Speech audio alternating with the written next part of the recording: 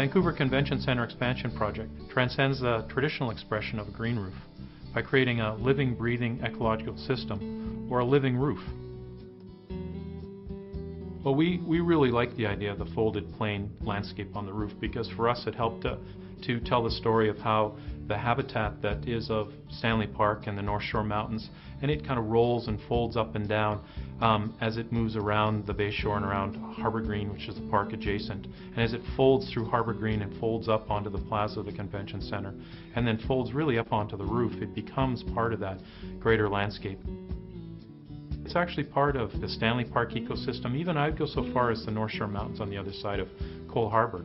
It's all part of this bigger ecosystem. And when we can begin to link all those ecosystems together, we get a much greater diversity of insect and bird life.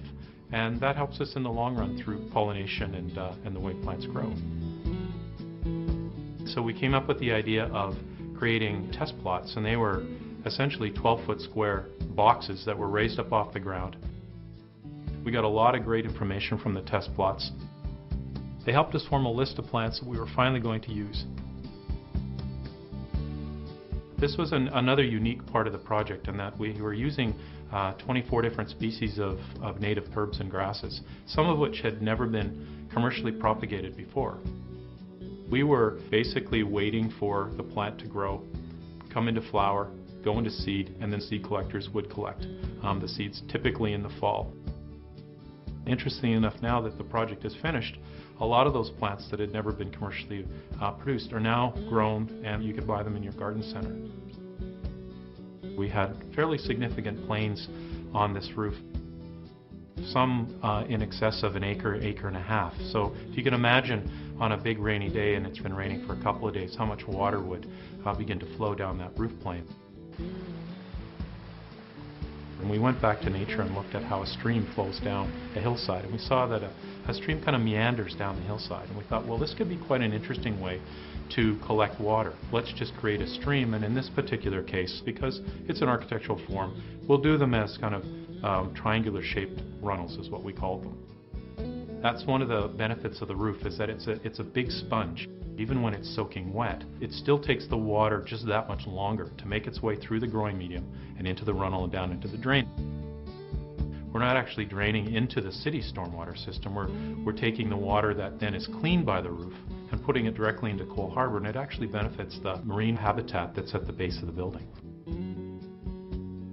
Even though we based our design on the idea of a coastal grassland, we didn't copy a coastal grassland. We said coastal grasslands survive in very dry, very sandy or poor soils.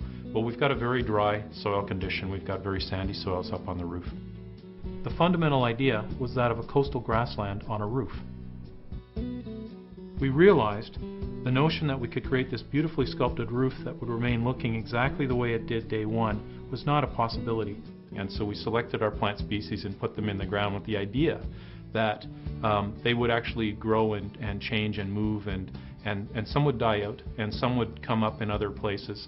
In a sense, the roof year to year, season to season, and even month to month would change. So if the grasses would grow into the beech strawberry, and the sedums would find their places up against the dry spots, and the aster would enjoy a sloped area. And that's one of the neat things about this roof, is that it does really embrace nature and embrace the way nature changes over time. What we've done is to look at those plants as they seed themselves and watch them and see whether or not they're actually forming monocultures. We had a plan in place as part of our maintenance program to recognize them and then remove them. And I think one that comes to mind that's always does that is clover. And clover is great for the bees, which we really want to encourage.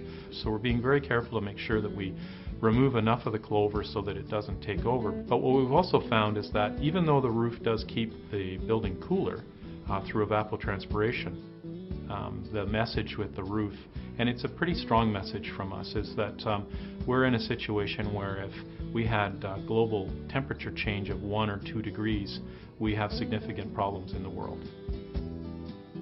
A living roof or a green roof can actually lower the ambient temperature in the area around the roof 1 or 2 degrees. We would certainly have a big impact on global warming.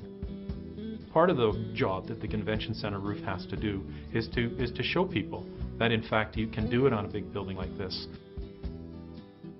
Plants themselves take in carbon dioxide, which is what we breathe out, and they give off oxygen, which is what we need. They also cool the environment through evapotranspiration.